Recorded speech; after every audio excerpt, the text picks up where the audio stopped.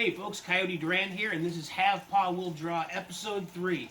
In this episode, I'm going to show you how to create facial features, and I'm going to show you how to grid out the upside down egg to create a head and to draw a nondescript character face. Now this is going to be a full frontal assault. It's not going to be a 3/4 profile. It's not going to be a side profile. It's just going to be the basics. I'm going to show you how to do a basic face that you can accentuate or add different effects to it. You can add hair, you can widen the nose, but it's just going to be the basics. If you didn't think you could draw a person or a face of a person before, you might just be able to do one now. So stick around, grab your favorite beverage, grab a knock-around sketchbook and your favorite pencil, because it's time for Have Paw Will Draw.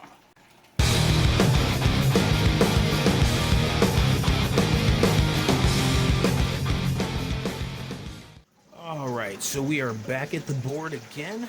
I got my knock-around sketchbook, as I like to call it, my Alvin drafting lead holder that I faithfully used for many years to do pencil work. And as I mentioned in the intro, excuse me, we're going to work on faces today. How to draw faces. There are a lot of folks who are really competent artists, and they don't, some of them don't like to draw humans, people. They'll draw animals, and they can draw cars and trees, and that's fine. That's just not their thing.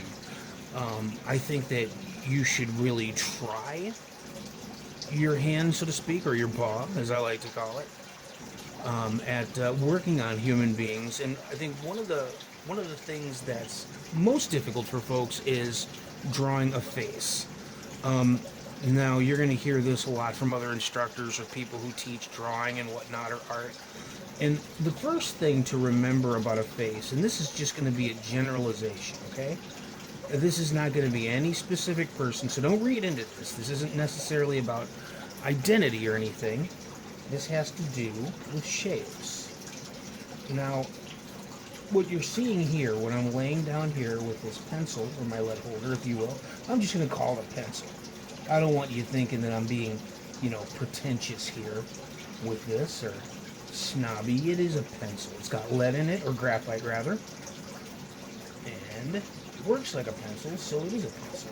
Now see, what we got here to start out with is what I like to refer to as an upside down egg, or something like that. It's kind of close. Maybe you can kind of get a glimpse of it. It does look kind of like an egg. And you really could draw like a little egg. You could draw like right here. I'm just going to go ahead and post like, maybe it's like a little egg. See? It's hard boiled, so anyway, so you can kind of throw it up in the air and it won't hurt it. But you got this upside down egg here. Now, first thing you should do is give it a through line, like a dividing line that goes through the center from top to bottom, or bottom to top, however you want to call it.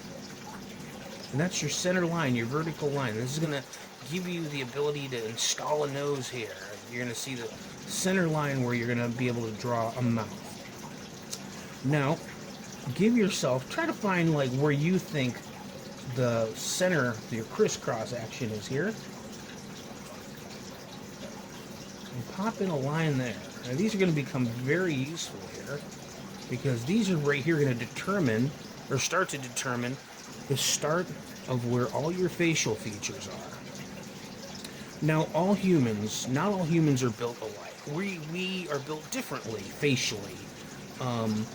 And that's a great thing, because this has everything to do with the region and where we're born, or our ethnicities, and it's just a cool thing that doesn't divide us, but makes us unique. So, this is just going to be a generalization, like I said. You got our center line here. This is like the center of the head here. These right here, like I said, are going to determine our areas from which we'll work. Now, what I like to do, just for giggles, throw another line here, which will determine the center between the edge of your egg and the center line here. I'll do the very same on this side. Now, these, mind you, you can go ahead and erase. Okay, so I'm not doing them really hard, because if you do this in ink, you'll be able to erase these very easily. Just make sure you let the ink dry. Okay, now from here, between here, this horizontal line that determines the center, let's try to find the center between this line and the bottom of our egg. And we'll put that right here. So, yeah, I'll do one of these numbers, okay? Okay. So this right here, logically, should be the bottom of a nose. Right here. The tip of your nose, rather, not necessarily the bottom. Okay, you see how that works out? That's going to be the bottom. Let's just say you're facing the person. That looks like the bottom of the nose. Okay. Between these lines here, this line and this line, this line and this line, you should find the edge of a nostril. Cool, huh? Look at that. I hope you're following along. If you're following along, fine, that's great. If you feel you gotta pause the video, hey, just as cool, maybe even better. Because sometimes we have got to learn and work at our own paces. See? Now look at this. You have lines. Now I'm going to make sure that I impart something upon you in regard to why we have certain solid lines on the face with some features of the face and why we don't with others. And a lot of that has to do with us living in 3 dimensions as human beings. We live in 3 dimensions, so because of depth of our faces, certain features, we have what seem to be lines, but that's only our own minds telling us that we have lines there, when there really aren't there. Now, you see here, we seem to have lines here which outline the nose, but the only reason is because our eye sees the person here, and this part is sticking out slightly from the face. So because we recognize depth, we recognize lines, a linear structure that creates the nose. Okay, so we've got this down here. Now, you don't have to start here. It's just one way to start. And like I said, this is just a regular old person. And the great thing is you can change these features along the way. Okay, so we have these lines here that have determined where the edges of the nostrils are. Let me go ahead and carry that down, and we will go ahead and establish more of these lines here. And what this line is going to tell me here, this center line here and this center line here, that's going to tell me where the edge, the internal edge of the eye is, where your eye opening is, okay? See what I just did there? That right there, if you look at the inside, or not the inside of your eye, if you will, but the edge of the eye closest to the bridge of your nose, which is here. This right here is the very edge of the tear duct. And that should, not always, it's not going to be exact, but just to say for, giggle's sake, that is going to line up with the edge of the nostril. So then what we do here is carry open another little bit of a line here. Same thing here. Now what I'm going to do, I'm going to give the top of the opening of the eye a line. Okay? See that? And I'm going to do the same thing here. Now you see, I'm going to leave the bottom open because the bottom is going to be left open for interpretation. That'll be up to you. I'm going to bring out my little rubber eraser here, my Statler Mars plastic. Erase basically almost anything. Not everything, but it's a good eraser. So, we'll leave the bottom open. And the bottom we'll leave open, just like I said, it'll be open for interpretation. We'll go ahead and give a little corner to this side of the eye. Okay.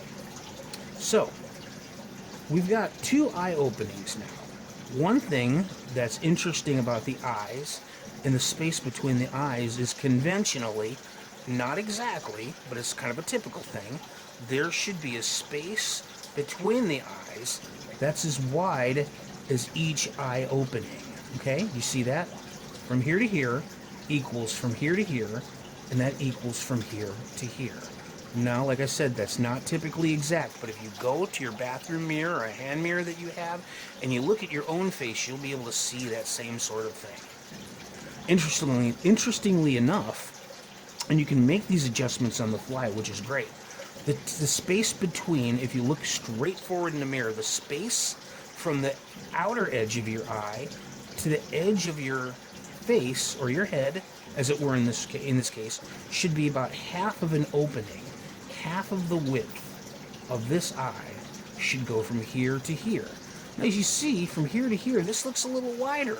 So look what we can do. From here to here, we just kind of eyeball it from here. We'll do one of these numbers and shave down the width of the head, so to speak. We're not really shaving anything, we're just kind of erasing, which is great. Same thing here. Let's just eyeball it right here. Like I said, just to reiterate, this isn't anybody specific. This is just a little instructional example of what you can do with a few lines and an upside down egg.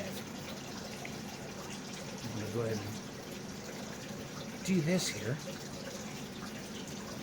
There. We'll worry about that one. You know what? Heck with it. I'll go ahead and erase this here. What I might do too is drag out my other super cool eraser, if I can find it in my... There it is. This one's cool too. This is an eraser, or Paper Mate Tough Stuff eraser stick. This is pretty cool because it can get the little areas here, like in between the lines and stuff like that. And this one can get the larger lines. So I don't know if they even make these anymore. I've heard they haven't, but I've had this one for a while. Okay, so we've got the head a little less wide, a little thinner, so to speak. And now we can go ahead and put what we think would be ears, or the location of the ears. Now, if we're not looking at the head tilted down, we're not looking at the head canted upward, we're looking at it straight forward. So, something to remember would be that typically, like I said, not exactly, typically, the top of the ear should be ballparked right around here by the edge of the eye, and the bottom of the ear should be ballparked here. And I say ballparked for you younger pups. That's just kind of like a guess. I don't know where the ballpark part... Well, I use it because it means just kind of sort of thrown in there. The top of the ear should be near the edge of the eye. And then we can do something like this. It doesn't have to be exact. This is just a way to mark off where the ear is. You can shape the ear later. And then we'll go ahead and throw in the top of an ear here and just give you a little bit of shape down here. And try to meet these as best as we can by this guideline down here. You see that? Okay. All right. Now, of course, between the bottom of the nose, or the tip of the nose rather, and the chin, we should have an area where a mouth should be. Now the mouth, here's the trick with the mouth. The edge of a mouth should come to about the center line of the eye opening, here and here. So if we put a line here to determine what's the center between the tip of the nose and the chin, we can go ahead and throw in a mouth. And what we're going to do is just give a lipless line here. You see how that works? Just a regular old line. Nothing special, nothing descript or anything, just boom, a line. See what we got? In order to give this some sort of fullness, instead of just kind of like being a Muppet mouth, we can put a little line here, like, okay, this is the edge, this is kind of like, you know, the hinge of the lip area, and then do this, like right beneath that opening where the mouth would be. Give yourself something of a curve right there. That right there is going to determine that there is the bottom of a lip. Okay? Now, right here is where we can kind of start fiddling around and having fun. You see, and people are different, just like I said, thank goodness. You've got the bottom of the chin here. Now, it doesn't seem like there's much of a full chin here. Just it looks kind of like the bottom of an egg. But human beings have so many different facial features. This is where you can kind of come in and have a little bit of fun and make your person different. See what I'm doing here? I'm adding a little bit more chin. I'm giving this individual, I guess I'm going to say that this is a guy. So we'll say that this is a dude and he's got a big chin. Now, in order to keep from distracting you with these lines here, because you got these lines here and it's making it look like he's got a really thin neck. And remember last week when I showed you my little example of Captain America, Captain America had a thick neck because he's a strong dude, okay? So we're going to go ahead and we're going to eliminate that previous bottom line for the chin. And we're going to get rid of these lines down here with my Papermate eraser stick, okay? See that? And I'm not going to be all, fancy with it or whatnot. I just want to get rid of those so you're not distracted by the little teeny neck-looking thing there, okay? This is my horsehair brush. I've had this for I don't know how long, and it is the most remarkable thing for sweeping off your paper, whether it's on a knock-around sketchbook or, a true blue finished work sketchbook or your Bristol board paper or, a canvas that you're working on. They're just wonderful. That's beautiful. I just set it right there above my cutting board. Okay, so now, as you have eliminated those lines, you can go ahead and throw in a neck or guidelines for a neck. And that typically is established from the edges of the eyes. See that? Edges of the eyes. Boom, there you go. He doesn't look real happy. He kind of looks a little, zombified, but that's only because I didn't give him any eyeballs yet. So what I'm going to do, I'm going to go ahead and work from the center here. And I am going to give him an eyeball. And this eye opening, this cavity, so to speak, and I'm going to do so here as well. And now he looks just like he's bored. He's just a bored dude, okay? You see that? A bored guy. Okay, now we fiddled a little bit with the chin. We gave him a little bit more of a full chin. So now we can work with the ears a little bit. Now you see with the ear here, if you look at your own ears, and it will help, you'll see that your ears are kind of curved a little bit. You've got curvatures there happening. Some of you might have a lobe that curves down here. Some of you might have a lobe that actually goes right meets with the side of your face. And believe it or not, those folks with the earlobes that don't do this underhook kind of deal thingy here, these are actually considered mutations among us in humankind. If you have an earlobe that goes whoop straight into the face or straight into the edge of the face, the edge of the head, that's normal. That's anthropologically normal. Who knew? Who knew? But hey, whatever, man. We're all built. We all should be built differently. That's what makes us unique and awesome. So here you got the top ridge of the ear. You got this little thingy here, which if you're a man and you shave and you accidentally nick that, hurts like crazy. So let's be careful with that area here. There's the inside right here. And then here's the bottom of the lobe. This is almost another line that shows you that maybe this part might stick out a little further than the rest of the ear. You go ahead and throw a little shade in there if you want. And I don't mean like throw shade at your ear, like make fun of it. The kids say throw shade. I still don't really know what that means. But I guess if you throw shade at something, it's like insulting it or making fun of it or doing what's called a burn or whatever. I still don't really understand that sort of slang, but whatever. But I just threw shade in that ear. So this one feels less inappropriate, I guess. So now we got this strong chin fella here, but he's still kind of bored, and he doesn't have any hair. So what we're going to do, we're going to give him, and this is going to help with the expression a little bit, we're going to work in some eyebrows. Now see these eyebrows here, they're not going to be exact. They're just here for expression and formation purposes and stuff like that. That's the wonderful thing about learning how to draw faces and even teaching how to draw faces, because you can really kind of mess around with what you have there on the paper, whatever surface, and just kind of mess around and take adventures and go one way or the other. Okay, now see he's got some eyebrows here, and he still kind of looks like Lex Luthor. For you little kids, Lex Luthor is Superman's arch enemy. Been played by a bunch of cool actors over the course of however many years since 1978. Now, see? He almost looks a little amused. He almost looks like he's, kind of smirking a little bit. So, let's give him some more features. We got the bridge of the nose here, okay? The bridge of the nose can differ with a lot of people. Throw a little curve in here, and this curve actually could be more developed with shadow as opposed to a line. Give him a little ball on the top of his nose. That just shows you where the top of the nose, the part of the tip of the nose that's sticking out a little bit, is facing the viewer, okay? Some more lines. These are lines to determine a kind of a slope of the bridge of the nose, okay?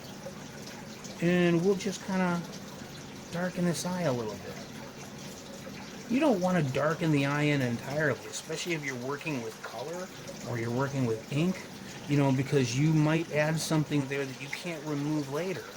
And a lot of times you might want to put a little bit of shine, or you'll want to, like, you know, develop the retina or whatever, your pupils, etc. But that's a lesson for another day. Now see, we still have this strong chin bald fella. Now what do we do here? Do we want to keep him bald, or we want to give him a little bit more personality with some hair? Well, let's give him some hair. Let's just kind of goof around behind the ear. Maybe he's got shorter than average hair, is clean cut. Now, because we're facing him straight on, we're not going to have hair that's going to come out to here. I don't know a lot of people who've got a hairline where the hair by their temples is like meeting the edges of their eyebrows. So I kind of keep it right here when it's kind of a straight on thing. And then I'll do one of these numbers. I'll bring it up and over like so. Now, you don't want to really do a line to develop what might be a hairline, okay? Because hair doesn't, the front of your hairline is not consisting of one line like so. You're going to have lines that are going to come up like this. Maybe. Let's just say this fellow likes to comb his hair backward, okay? So what we're going to do, we're going to give him kind of like this hairdo that comes out like this. Give him a little bit of spiky action here. I don't know. Maybe he likes, you know, wearing a lot of mousse in his hair, you know. Not like mousse like Bullwinkle or mousse from like Archie Comics. And if you're really young, you have no idea who that is. And if you're really, really young, I hope you're not watching Riverdale. That's not for you. Get yourself some Archie Comics. That'll explain things. Now here, you've got kind of a messy dude. I know a dude that looks like this. He used to work at the Speedway, which is like within walking distance of us, you know? A really cool guy named Mark. Real cool cat. I think he works at the pizza joint now. So now, we're eliminating this line here, which is developing the top of the skull by adding hair. And see, this is just what a hairline would look like. Not a big line like this. It's going to be a series of lines that's going to develop a boundary, okay? So, we'll say this guy's got a little bit of, he's got like streaks in his hair or something, I don't know. And then, you see right here? Boom, boom, boom. It's kind of coming out like this, like so. This guy could be a character in Archie Comics, I don't know. So, he's got like some hair, okay? Now, maybe he's got a little bit here coming out, I don't know. And then we'll have some come down right by his hair, by the back of his neck here. Looks like this guy needs a haircut. Maybe he needs a haircut. Okay? So, he's got hair coming down here. Okay? Now, let's work on adding some little details. Now, everybody I know has cheeks. So maybe add a little bit. A cheek line typically will start by the edge of the nostril. And it doesn't have to be anything huge or glorious or whatever. Just kind of throw in a little bit there and see how you like it. And to make things even more artsy, you don't even have to start here, but just kind of continue where you think that line might have started. Okay? Like that. Now you got a little bit of cheekbone there. Now, in order to kind of develop a little bit more fullness in the face, maybe throw in a couple lines here. Like, they're coming from, we all have them, you know, that's all part of life, you know. We get a little older, we get some more lines. Just don't do that with the girls, though. Women's faces, and I'll explain that in some other lesson. Women's faces, when you draw them, there should be a typical softness to them. A softness and a grace. And you just don't want to crowd them with lines. There shouldn't be that much drama. Okay? So now we got this guy here. I don't know if he's from a police sketch, or he's a member of Archie Comics, or that's David Cassidy. I don't know. I'm not sure. You guys might not know who David Cassidy is if you're too young. But we got this guy here. Now, we'll give him a neckline like he's wearing a shirt. He's wearing one of those V-neck numbers. I really don't like the V-necks, but this isn't the drawing of me, thank goodness.